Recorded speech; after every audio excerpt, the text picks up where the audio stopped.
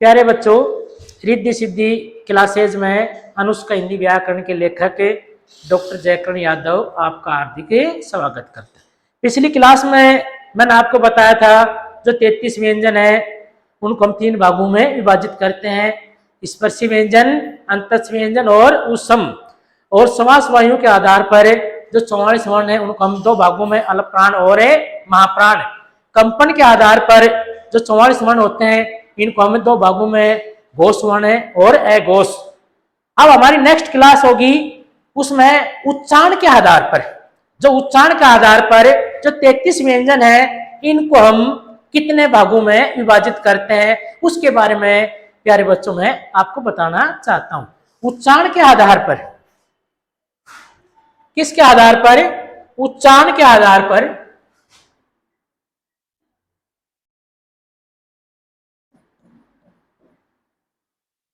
उच्चारण के आधार पर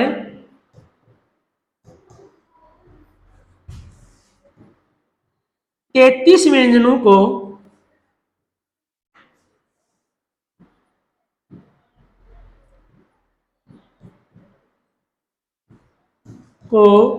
8 भागों में विभाजित करते हैं। 8 भागों में विभाजित करते हैं।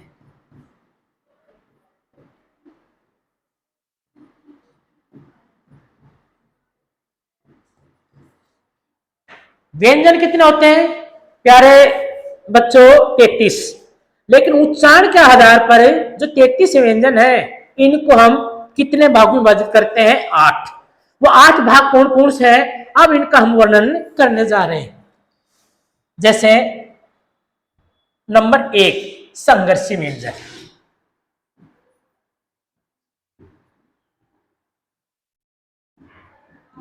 संघर्षी व्यंजन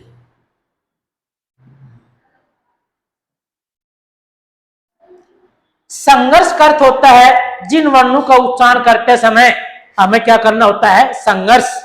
और संघर्षी व्यंजन किसे कहते हैं? जिन वर्णों का उच्चारण करते समय हमें क्या करना होगा? संघर्ष। उसे क्या कहेंगे? संघर्षी। जैसे ये अपनी समास नलिका है,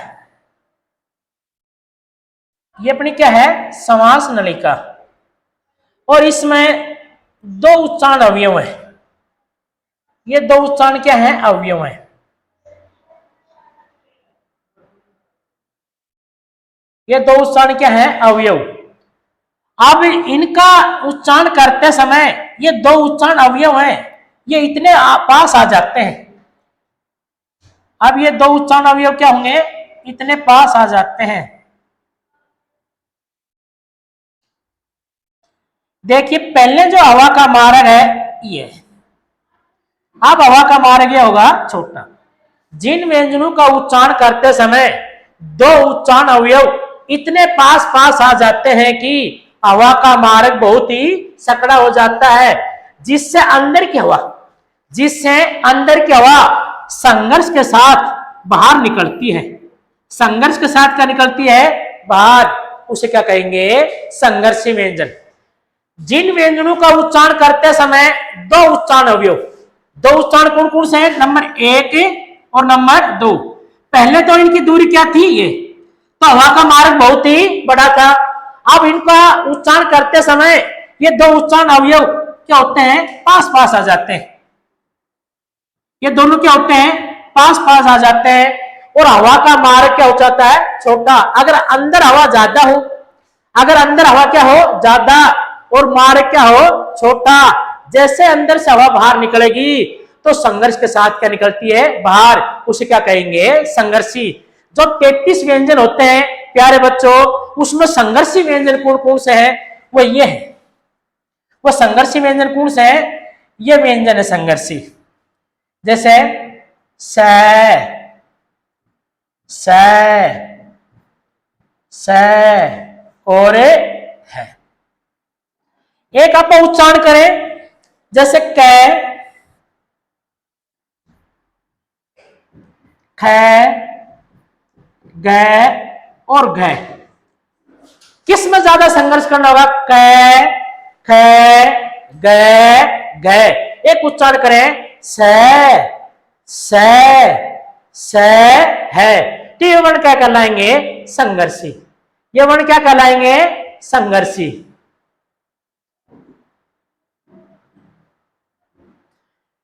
संघर्षी कौन से है? ये स।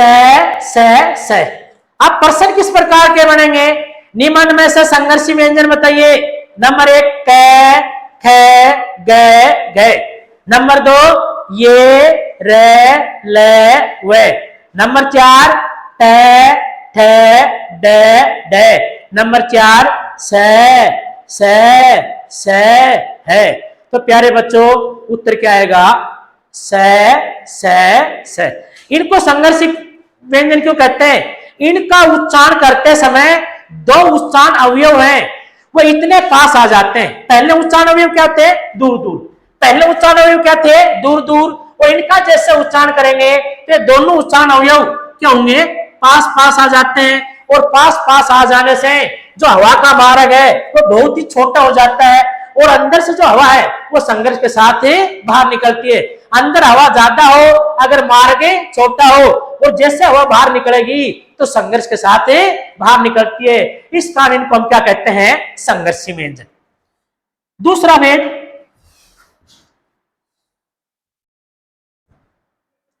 स्पर्श संघर्षी।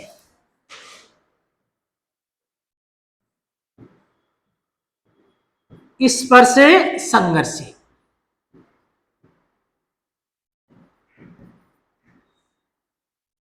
व्यंजन। स्पर्श संघर्षी व्यंजन। इसका अर्थ है पहले तो व्यंजनों का क्या होगा? स्पर्श। पहले व्यंजनों का क्या होगा? स्पर्श। और स्पर्श के बाद व्यंजन क्या हो जाएगा? संघर्षी। कहने का अर्थ है जिन व्यंजनों का उच्चारण करते समय लंबे समय तक तो क्या होगा? स्पर्श। लंबे समय तक क्या रहेगा? स्पर्श। और अंतिम ध्वनि या अंतिम उच्चारण क्या हो जाएगा? संघर्षी। उसे क्या कहेंगे? स्पर्श संघर्षी। तो कहने का अर्थ है पहले तो जिन व्यंजनों का उच्चारण करेंगे लंबे समय तक तो क्या रहेगा? स्पर्श। और अंतिम ध्वनि में क्या होगा? संघर्ष। उसे क्या कहेंगे? स्पर्श संघर्षी। जैसे च, छ, ज, झ। जैसे चेक का उच्चारण करेंगे च, इनका लंबे समय तक तो क्या होगा? स्पर्श। और अंतिम ध्वनि क्या हो जाएगी? संघर्षी। तो इसको क्या कहेंगे? च, छ, ज, झ। ये क्या कहलाएंगे? स्पर्श संघर्षी। तीसरा भेद नासिक व्यंजन। नासिक व्यंजन।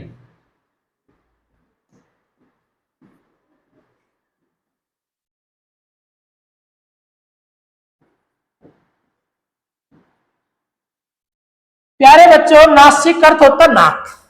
नासिक अर्थ क्या होता है? नाक। तो नाक का अर्थ यहां निकालेंगे जिन व्यंजनों का उच्चारण करते समय जो ध्वनि है वो नाक के द्वारा बाहर निकलती है उसे क्या कहेंगे? नासिक। जिन व्यंजनों का उच्चारण करते समय ध्वनि है वह नाक के द्वारा बाहर निकलती है उसे क्या कहते हैं? नासिक। और नासिक व्यंजनों की संख्या कितनी है? 5। और 5 कौन कौन से हैं?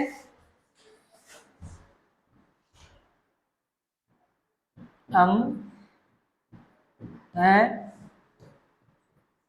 न और मैं। अब इसमें क्वेश्चन किस प्रकार के बनाएंगे? पहला प्रश्न आएगा नासिक व्यंजनों की संख्या कितनी है? 5। 1 2 3 4 5। सेकंड प्रश्न किस प्रकार बनाएंगे? निम्न में से नासिक व्यंजन नहीं है। निम्न में से नासिक व्यंजन नहीं है। उत्तर में 3 तो क्या रहेंगे? नासिक। और 1 होगा जो नासिक व्यंजन नहीं रहेगा। तीसरा टाइप का क्वेश्चन यह बनेगा निम्न में से नासिक व्यंजन बताइए, जिसमें 1 तो क्या रहेगा? नासिक व्यंजन, और 3 होंगे जो नासिक व्यंजन नहीं होंगे। उसी प्रकार जो संघर्षी है तो कहेगा निम्न में से संघर्षी व्यंजन नहीं है। 3 तो क्या मिलेंगे? संघर्षी। और 1 होगा जो संघर्षी व्यंजन नहीं है। फिर दूसरा क्वेश्चन क्या बनाएगा? निम्न में से संघर्षी व्यंजन है जिसमें 3 होंगे जो संघर्षी नहीं रहेंगे, और एक क्या मिलेगा, संघर्षी। सेकंड भेद में निम्न में से स्पर्श संघर्षी व्यंजन नहीं है। उत्तर में 3 क्या मिलेंगे, स्पर्श संघर्षी, एक होगा जो स्पर्श संघर्षी नहीं, वो आपको बताना होगा। सेकंड प्रश्न क्या बनेगा, स्पर्शी संघर्षी व्यंजन है जिसमें एक तो स्पर्शी संघर्षी रहेगा और 3 होंगे जो स्पर्शी संघर्षी नहीं होंगे। नासिक व्यंजन किसे कहते हैं, जिन व्यंजनों का उच्चारण करते समय जो ध्वनि है वो नाक के द्वारा बाहर निकलती है, उसे क्या कहेंगे, नासिक। और नासिक व्यंजनों की संख्या कितनी है, 5। 5 कौन कौन से हैं?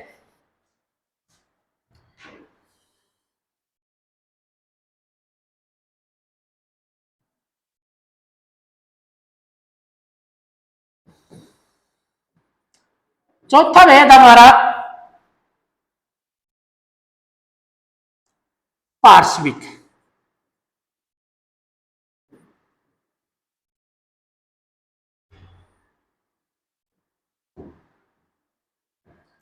पार्श्विक व्यंजन। पार्श्व का अर्थ होता है जीवा। पार्श्व का अर्थ क्या होता है, जीवा। जैसे जीवा के पार्श्विक व्यंजन है ल। पार्श्विक व्यंजन कौन सा है, ल। एक ये जिन व्यंजनों का उच्चारण करते समय जीवा है वह मसोडों का अगले भाग का क्या करेगी, स्पर्श। जैसे ये समास नलिका है और ये क्या है, जीवा। और जैसे ही जिन इन लेख का उच्चारण करेंगे तो जीवा है वो ऊपर के मसोडों क्या करेगी, स्पर्श, और जिससे हवा का मार्ग क्या हो जाता है, बंद। पार्श्व होते हैं जीवा, ये जीवा है और इस जीवा का जो बगल का भाग है, ये जीवा है और इसके जो बगल का भाग है इसे क्या बोलते हैं, पार्श्व। इसे क्या कहते हैं, पार्श्व। कह रहा कि जिन व्यंजनों का उच्चारण करते समय जीवा का अगला भाग ऊपर के मसोडों को क्या करेगा, स्पर्श। जैसे ऊपर के मसोडों को स्पर्श करेगा जिससे मुख का मार्ग क्या होगा, बंद, और जो अंदर की हवा है वो जीवा के आस और पास से निकलती है, या दाएं या बाएं। जीभ क्या होगी, ऊपर की ओर तरफ आ जाएगी जिससे हवा का मार्ग क्या हो जाएगा, बंद, और अंदर की जो हवा है वो जीवा के दाएं और बाएं से निकलती है, उसे क्या कहेंगे, पार्श्विक व्यंजन। जैसे हम लेग का उच्चारण करेंगे ले, तो जीभ कहां गई, ऊपर की तरफ, और अंदर की हवा है वो जीवा के दाएं और बाएं से निकलती है, इस कारण इसको क्या कहेंगे, पार्श्विक। पार्श्विक व्यंजन एक ही है, उसका नाम क्या है, ले। पांचवा भेद अपना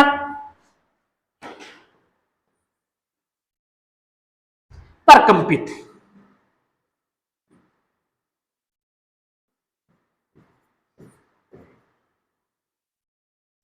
व्यंजन। दूसरा नाम इसका लुंठित व्यंजन।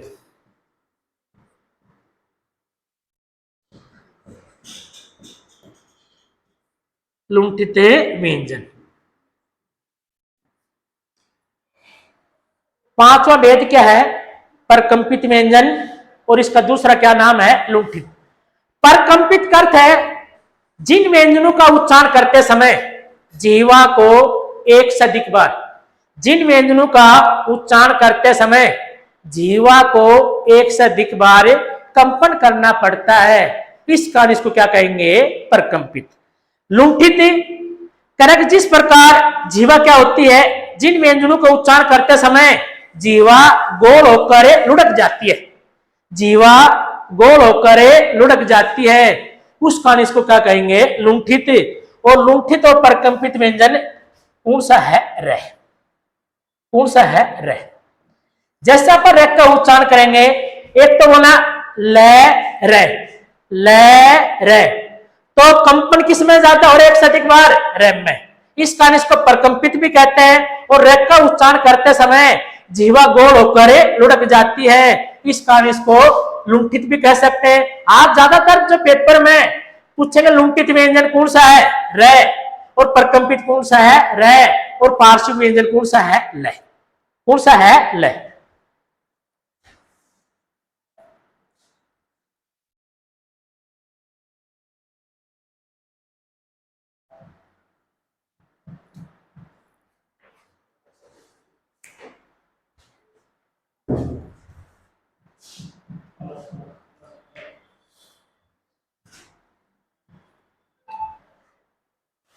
छठा भेद है अपना उच्छ्पित व्यंजन।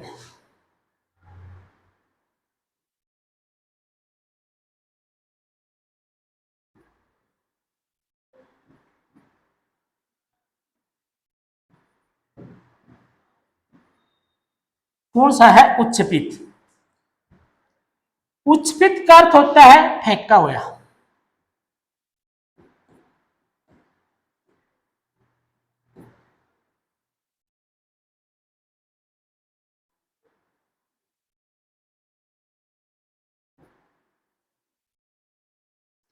छठा भेद क्या है? उच्छ्पित।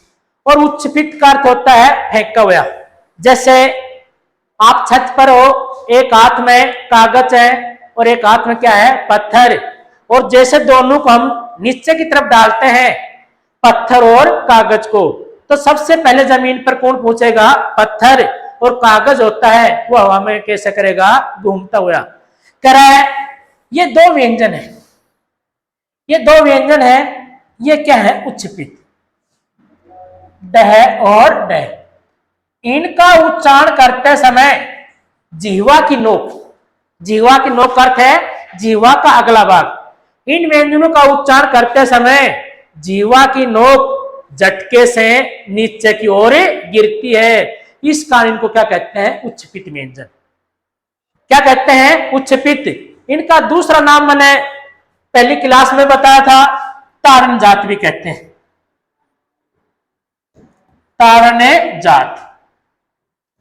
तीसरा इनका नाम है द्विगुण भी कहते हैं व्यंजन। तारण जात का अर्थ है जैसे ढोलक और पेटी होते हैं, और जैसे आप उनको बजाते हैं तो उनको बजाते समय डर डम की आवाज आएगी, तो इनकी जो आवाज आती है इस कारण को क्या कहते हैं? तारण जात। द्विव का अर्थ है दो, ये तो व्यंजन होते हैं। ये क्या है? व्यंजन। अगर इनके नीचे बिंदु लगा दिया तो ये व्यंजन किस में चेंज हो जाएंगे? उच्छ्पित में। इस कारण ये दो है, एक तो व्यंजन के रूप में, एक है उच्छ्पित। इनकी संख्या कितनी होगी? दो। सातवां भेद है अपना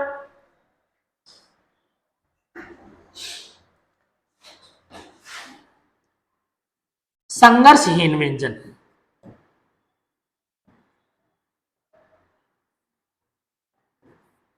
हीन व्यंजन या अर्धस्वर, अर्धस्वर। संघर्ष और संघर्षहीन। संघर्ष का अर्थ है जिन व्यंजनों का उच्चारण करते समय संघर्ष होता है उसे क्या कहेंगे? संघर्ष। और प्यारे बच्चों, संघर्षहीन क्या होता है? जिन व्यंजनों का उच्चारण करते समय किसी प्रकार का संघर्ष नहीं होगा उसे क्या कहेंगे? संघर्षहीन। संघर्षहीन में उच्चारण करते समय किसी प्रकार का संघर्ष नहीं होता। और संघर्ष करते हैं जिनका उच्चारण करते समय संघर्ष। दो व्यंजन होते हैं। एक इनका दूसरा नाम क्या है? अर्धस्वर। अर्ध का अर्थ होता है आधा। अर्थ का अर्थ क्या होता है? आधा। आधा तो क्या रहेगा? स्वर। और आधा क्या रहेगा? व्यंजन। उसे क्या कहेंगे? अर्धस्वर। कहने का अर्थ है जो व्यंजन स्वर की जगह भी काम आएगा और व्यंजन की जगह भी काम आएगा, उस कारण क्या कहते हैं? अर्धस्वर। वो दो है। वो कौन है? दो। वो दो कौन कौन से हैं? ये और रह, ये और रह। इनका उच्चारण करते समय किसी भी प्रकार का संघर्ष नहीं होता, इस कारण को क्या कहेंगे? संघर्षहीन व्यंजन। दूसरा नाम क्या इनका? अर्धस्वर। अर्ध, आधा तो क्या है? स्वर है, और आधा क्या है? व्यंजन। तो इनको क्या कहेंगे?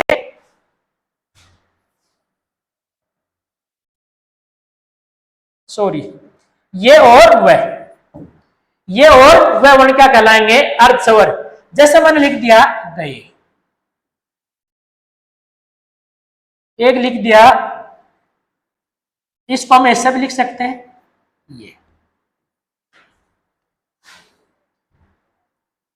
ये क्या है? स्वर। अब ये लिख दिया, ये स्वर की जगह में काम आता है और व्यंजन की जगह में काम आता है, तो ये क्या कहलाएगा? अर्ध स्वर। ये व्यंजन भी है और क्या है? स्वर। एक लिख दिया,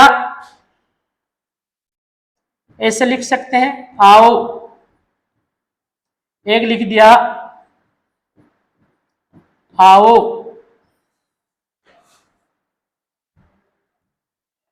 आप देखो ये वह है, ये तो एक स्वर की जगह भी काम आ रहा है और व्यंजन की जगह भी काम आता है। ये और वह वर्ण है, इनको हम अर्ध स्वर भी कह सकते हैं। क्यों? ये आधे तो स्वर की जगह काम आते हैं और आधे व्यंजन की जगह। ये स्वर की जगह भी काम है और व्यंजन, और वह वर्ण भी स्वर की जगह भी काम आ रहा है और व्यंजन। इस कारण को क्या कहते हैं? अर्ध स्वर। और इनका उच्चारण करते समय किसी प्रकार का संघर्ष नहीं होता। इस कारण ये और वह वर्ण है, इनको संघर्षहीन व्यंजन कहते हैं और इनको अर्ध स्वर भी कहते हैं। कई बार क्वेश्चन आता है हिंदी में कौन से व्यंजन है जिनको हम अर्ध स्वर कहते हैं, तो उत्तर आएगा ये और वह। और इनकी संख्या कितनी है? 2। 8वां भेद अपना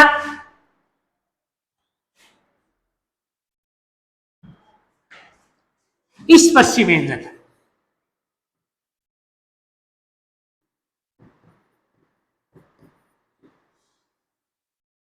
स्पर्शी व्यंजन, जो शेष बच गए वे क्या कहलाएंगे? स्पर्शी।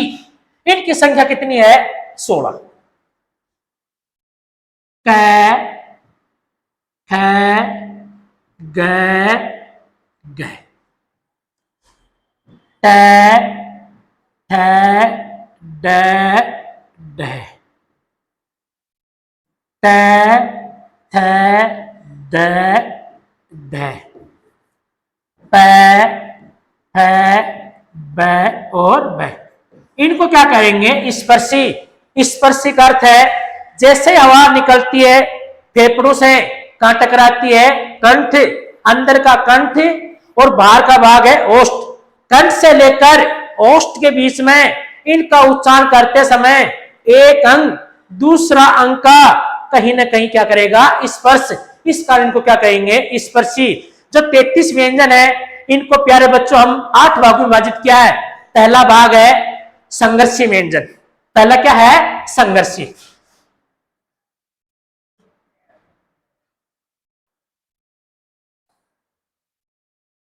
पहला भाग क्या है? संघर्षी। संघर्षी का अर्थ होता है जिन व्यंजनों का हम उच्चारण करते समय संघर्ष करते हैं उसे क्या कहेंगे? संघर्षी। स है। दूसरा भाग है स्पर्श संघर्षी। स्पर्श संघर्षी। स्पर्शी संघर्षी व्यंजन होते हैं पहले जिन व्यंजनों का लंबे समय तक क्या होगा? स्पर्श, और अंतिम उच्चारण का क्या होगा? संघर्ष। वो कौन से है? च, छ, ज, ज। तीसरा भाग है नासिक व्यंजन। और नासिक व्यंजन किसे कहते हैं? जिन व्यंजनों का उच्चारण करते समय ध्वनि और हवा नाक के द्वारा बाहर निकलती है उसे क्या कहेंगे? नासिक। और चौथा भेद है पार्श्विक।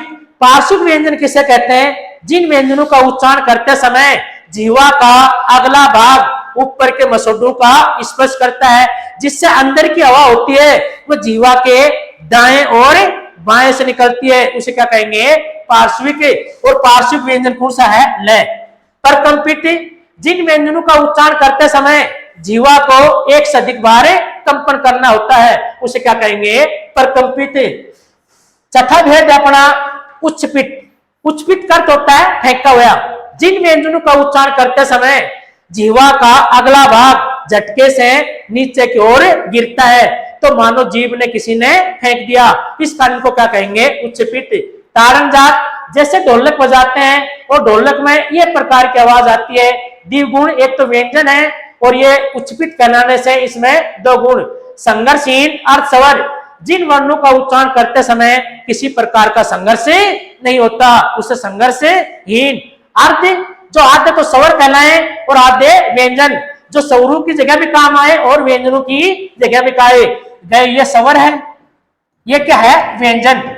ये स्वर की जगह भी काम आ रहे हैं और व्यंजन की जगह, तो इस कारण को क्या कहते हैं? संघर्षहीन और अर्ध स्वर।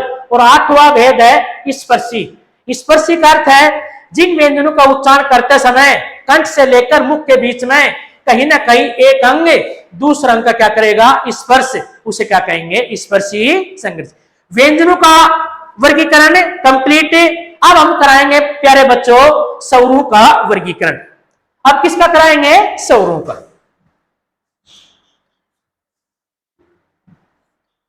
स्वरों का वर्गीकरण।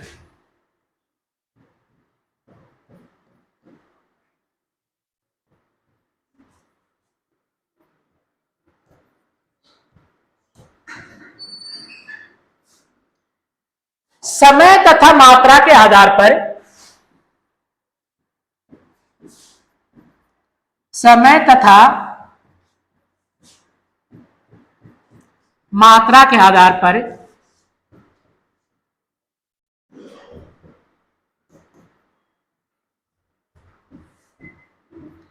स्वरों के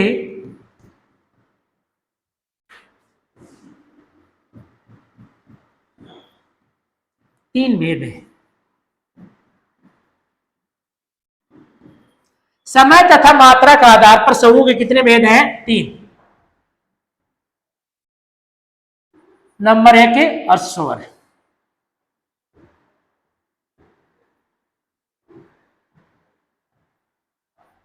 इसका दूसरा नाम है लघु स्वर।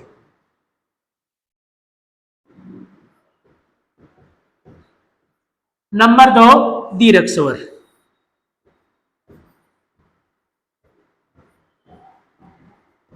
इसका दूसरा नाम है गुरु स्वर।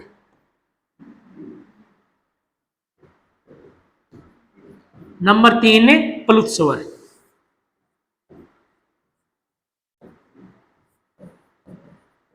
प्यारे बच्चों, पहले हमने फर्स्ट और सेकंड क्लास में व्यंजनों का वर्गीकरण किया है। अब हम करेंगे स्वरों का। स्वरों का वर्गीकरण है, एक तो समय तथा मात्रा का आधार पर स्वरों के कितने भेद हैं, 2। ये मात्रा हमारे छंद में चलती है। किस में चलती है, छंद में।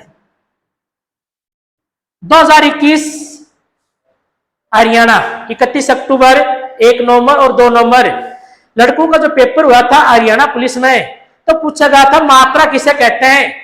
निश्चित उच्चारण अवधि को, निश्चित उच्चारण समय की अवधि को क्या कहते हैं, मात्रा। और मात्रा 2 प्रकार की होती है संस्कृत में। मात्रा कितने प्रकार की होती है, 2। लघु मात्रा, लघु मात्रा। दूसरी क्या है, गुरु मात्रा, गुरु मात्रा।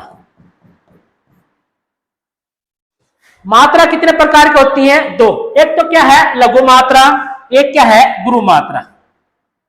लघु मात्रा का चिन्ह है आई। लघु मात्रा का चिन्ह क्या है, आई। और गुरु मात्रा का चिन्ह क्या है, एस। लघु मात्रा का चिन्ह क्या है, आई। और गुरु मात्रा का चिन्ह है एस। अगर किसी वर्ण पर लघु मात्रा जुड़ती है उसकी गिनती हम 1 करते हैं।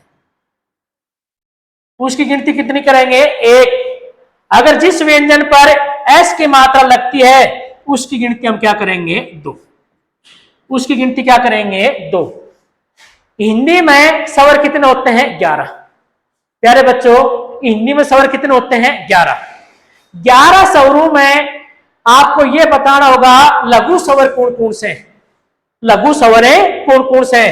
तो लघु स्वर अपने है ए, छोटी ई, छोटा ऊ और री। ये 4 स्वर क्या कहलाएंगे, लघु।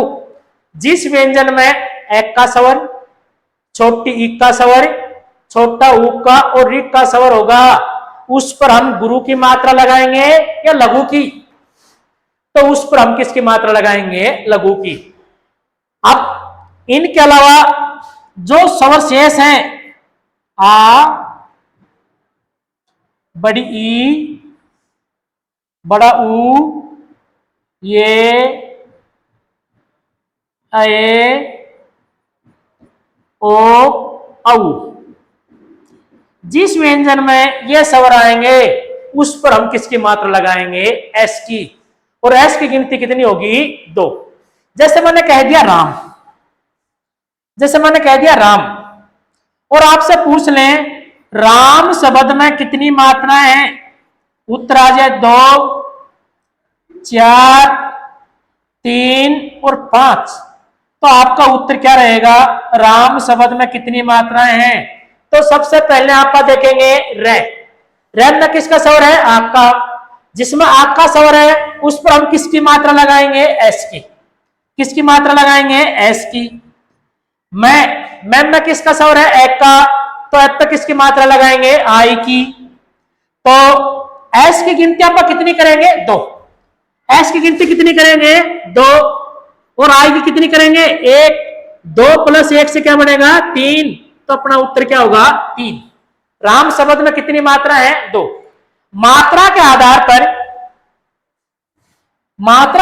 पर अपने 2 भेद हो जाएंगे। इसमें क्या होगा? एक तो लघु, एक के गुरु। मात्रा के आधार पर 2 भेद बनेंगे, लघु और गुरु। और समय के आधार पर अपने ये 3 भेद हो जाएंगे। कितने हो जाएंगे? 3। लघु और गुरु। मात्रा का आधार पर 2 हैं, एक तो लघु, एक है गुरु। और समय का आधार पर ये 3 हर्ष स्वर, दीर्घ और प्लुत। हर्ष स्वर किसे कहते हैं? जिन व्यंजनों का उच्चारण करते समय बोलने में कम समय लगता है उसे क्या कहेंगे? हर्ष स्वर। आपके सामने 2 स्वर हैं। आपके सामने ये 2 स्वर है, ए और आ।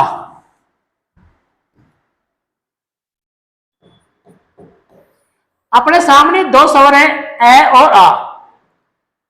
अब बताइए ए आ, तो कौन सा स्वर है जिनका उच्चारण करते समय बोलने में कम समय लगता है? ए आ। एन में क्या लगता है? कम में। और आम में क्या लगता है? अधिक। तो हर स्वर कौन कौन से होंगे? ए, छोटी ई, छोटा ऊ और री। इनको क्या कहेंगे? अर्थ स्वर। इनको क्या नाम देंगे प्यारे बच्चों? अर्थ स्वर। क्यों कहेंगे? इनका उच्चारण करते समय बोलने में कम समय लगता है। इनको हर्ष या लघु स्वर कहेंगे।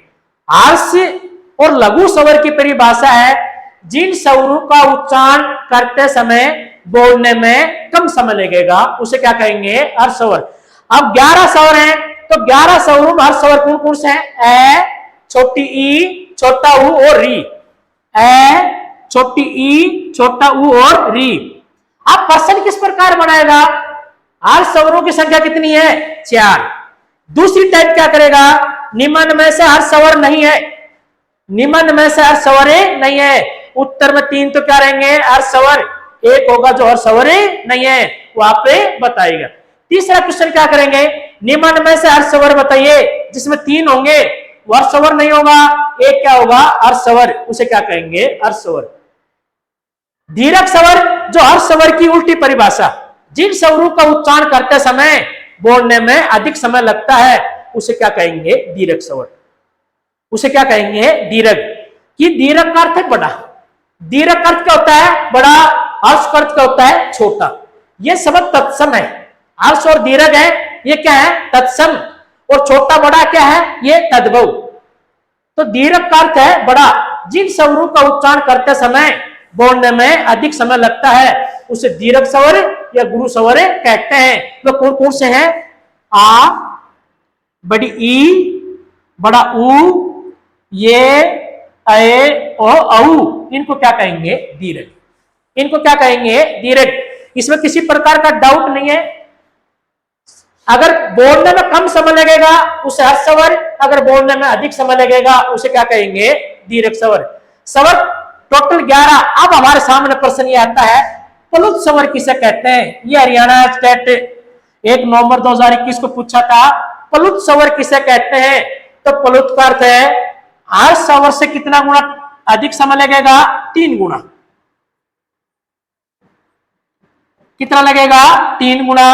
और दीर्घ स्वर से कितना गुना समय लगेगा? 2 गुना। हर्ष स्वर से कितना गुना? 3 गुना। और दीर्घ स्वर से 2 गुना अधिक समय लगता है उसे क्या कहेंगे? प्लुत स्वर। प्लुत स्वर की परिभाषा हर्ष स्वर है, इसका उच्चारण करते समय कितने गुना? 3 गुना। और दीर्घ स्वर से कितना गुना लगेगा? 2 गुना। उसे हम क्या कहेंगे? प्लुत स्वर। और आपके सामने मैंने लिख दिया राम। क्या लिख दिया? राम। और आपसे पूछेंगे कि इसमें प्लुत स्वर कौन सा है, तो आप क्या जवाब दोगे? रा या मैं? क्या जवाब दोगे? रा या मैं? तो इस समय प्लुत स्वर क्या होगा? रा। ये क्या होगा? प्लुत। क्यों होगा? जैसे हम इसका उच्चारण करेंगे रा,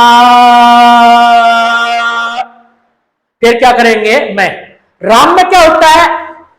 हर स्वर से तो 3 गुना, और दीर्घ स्वर से कितना गुना टाइम लग रहा है? देखिए 2 गुना।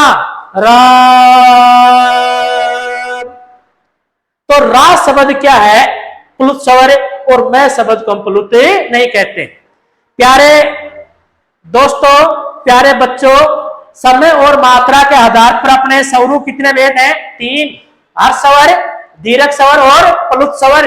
हर स्वर किसे कहेंगे? जिन स्वरों का उच्चारण करते समय बोलने में कम समय लगता है उसे हर स्वर या लघु स्वर कहते हैं। वो कौन से हैं? ए, छोटी ई, छोटा ऊ और री। इनकी संख्या कितनी है? 4। दीर्घ स्वर, जिन स्वरों का उच्चारण करते समय बोलने में अधिक समय लगता है उसे दीर्घ या गुरु स्वर कहते हैं। वे कौन कौन से हैं? आ, बड़ी ई, बड़ा ऊ, ये, ए, ओ, औ। और प्लुत स्वर किसे कहते हैं? हर स्वर से 3 गुना और दीर्घ स्वर से 2 गुना अधिक समय लगता है उसे क्या कहेंगे? प्लुत स्वर। अब अगला वर्गीकरण हमारा है रचना और उत्पत्ति के आधार पर।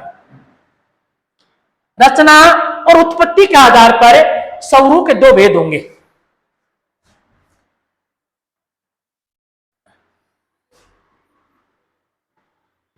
रचना ये होगी,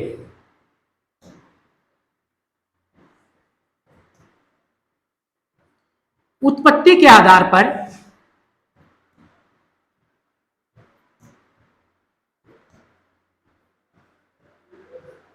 स्वरों के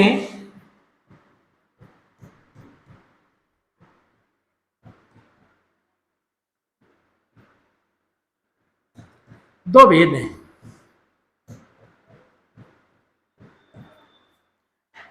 रचना या उत्पत्ति के आधार पर स्वरों के कितने भेद हैं प्यारे बच्चों? 2। एक है मूल स्वर, मूल स्वर। दूसरा है संधि स्वर, संधि स्वर।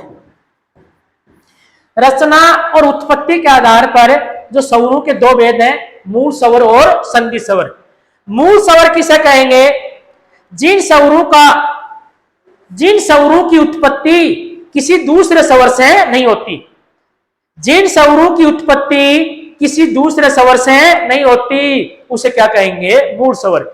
मूल स्वर होते हैं, इनकी उत्पत्ति किसी दूसरे स्वर से नहीं होती। हमारे स्वर कितने हैं? 11।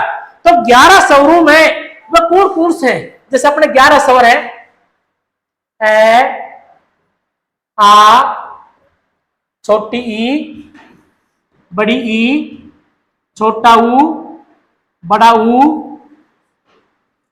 री, ये, ए, ओ और औ। ये अपने कितने हैं? 11 स्वर। प्यारे बच्चों, इसमें बताना होगा आपको इनमें मूल स्वर कौन से हैं। तो मूल स्वर की परिभाषा है जिन स्वरों की उत्पत्ति किसी दूसरे स्वर से नहीं होती उसे क्या कहेंगे? मूल स्वर। अब देखिए ए स्वर की उत्पत्ति होती है? नहीं। अब आ स्वर की उत्पत्ति किससे होती है? ए प्लस एस है, तो इसको हम मूल स्वर नहीं कहते। तो मूल स्वर कौन से होंगे? नंबर 1 ए, नंबर 2 छोटी ई, नंबर 3 छोटा ऊ, नंबर 4 री। इनको हम क्या कहेंगे? मूल स्वर। क्यों कहेंगे? इन स्वरों की उत्पत्ति किसी दूसरे स्वर से नहीं होती उसे क्या कहेंगे? मूल स्वर। कई बार कंपटीशन पेपर में इस प्रकार का क्वेश्चन आता है, मूल स्वरों की संख्या कितनी है? 4। दूसरा क्वेश्चन क्या बनाएगा? जब पेपर सेट करेगा, निम्न में से मूल स्वर नहीं है। पहला तो कहेगा मूल स्वरों की संख्या कितनी है? 2, 3, 4, 5। तो उत्तर क्या आएगा 4। दूसरा प्रश्न क्या बनेगा, निम्न में से मूल स्वर नहीं है, जिसमें 3 तो क्या रहेंगे मूल स्वर और एक होगा जो मूल स्वर नहीं, वो आप उसको बताइए। तीसरा क्वेश्चन क्या बनाएगा, निम्न में से मूल स्वर बताइए, जिसमें एक तो क्या रहेगा मूल स्वर, जो 3 होंगे जो मूल स्वर नहीं है। तो मूल स्वर किसे कहते हैं, जिन स्वरों की उत्पत्ति किसी दूसरे स्वर से नहीं होती उसे क्या कहेंगे मूल स्वर। वो हमारे हैं ए, छोटी ई, छोटा ऊ और री। अब आता है संधि स्वर। संधि स्वर किसे कहते हैं, जिन स्वरों की उत्पत्ति मूल स्वर से होती है। जैसे 11 स्वरों में से 4 कौन से हो गए मूल स्वर, बचे कितने 7। संधि स्वर किसे कहते हैं, जिन स्वरों की उत्पत्ति किस होगी मूल स्वरों से, उसे क्या कहेंगे संधि स्वर। अब 7 स्वरों में संधि स्वर को हम 2 भागों में विभाजित करेंगे। संधि स्वर को हम कितने भागों में विभाजित करेंगे 2। ये 2 भाग कौन कौन से हैं, एक तो है प्यारे बच्चों दीर्घ स्वर, दूसरा भाग क्या है प्यारे बच्चों संयुक्त स्वर।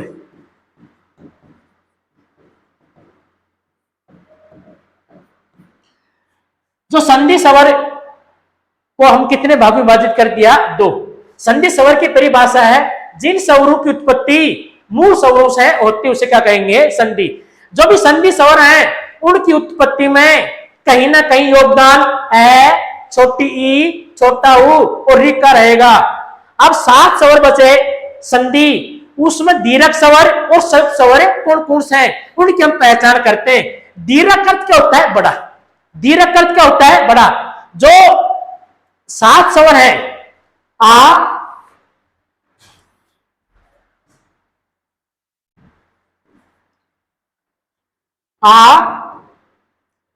बड़ी ई, बड़ा ऊ, ये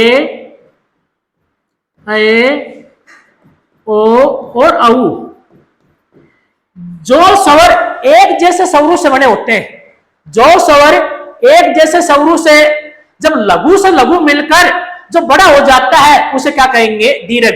अब आपको बताओ, जो लघु से लघु जब छोटा से छोटा मिलकर बड़ा होता है तो कौन सा है आ, वो कौन सा है आ किससे बनता है लघु प्लस लघु तो क्या होगा दीर्घ।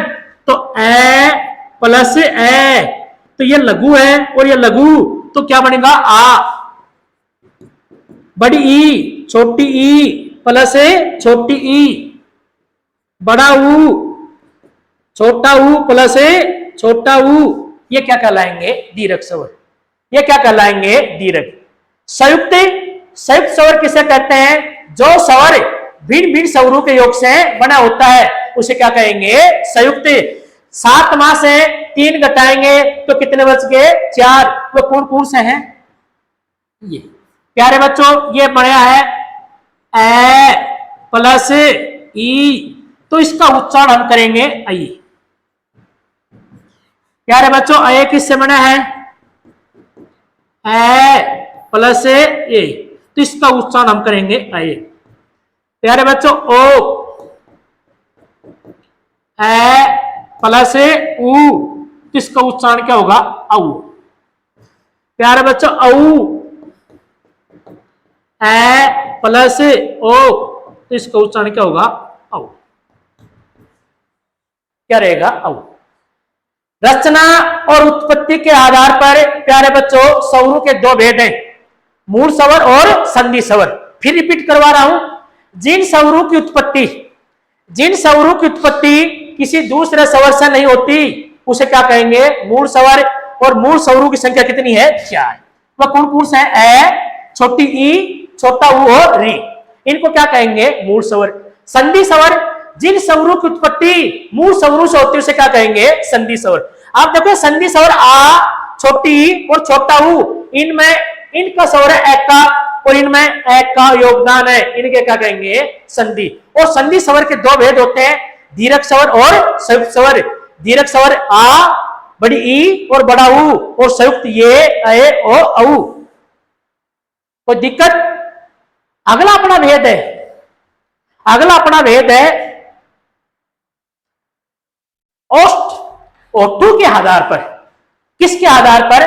तीसरा वर्गीकरण है ओठू के आधार पर।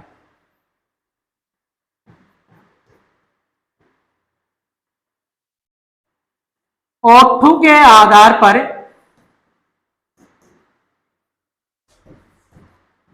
स्वरों के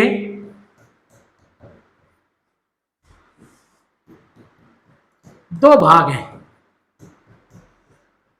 कितने भाग है प्यारे बच्चों? दो भाग। एक है वृत्ताकार स्वर, एक क्या है? वृत्ताकार।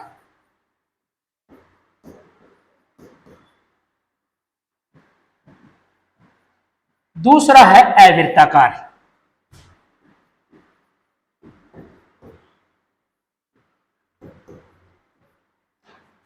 ओठ, ओठों के आधार पर जो 11 स्वर हैं, इनको हम दो भागों में विभाजित करते हैं। वृत्ताकार, इसका दूसरा नाम वृत्तमुखी। इसका दूसरा नाम क्या है? वृत्तमुखी।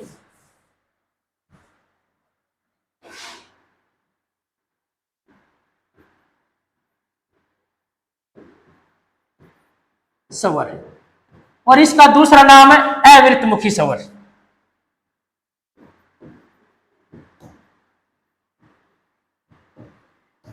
मुखी स्वर। वृत्त क्या होता है? गोल। वृत्त क्या होता है? गोल। तो कहने का अर्थ है जिन स्वरों का उच्चारण करते समय ओठ गोल हो जाते हैं। प्यारे बच्चों, जिन स्वरों का उच्चारण करते समय ओठ क्या होंगे? गोल, उसे क्या कहेंगे? वृत्ताकार।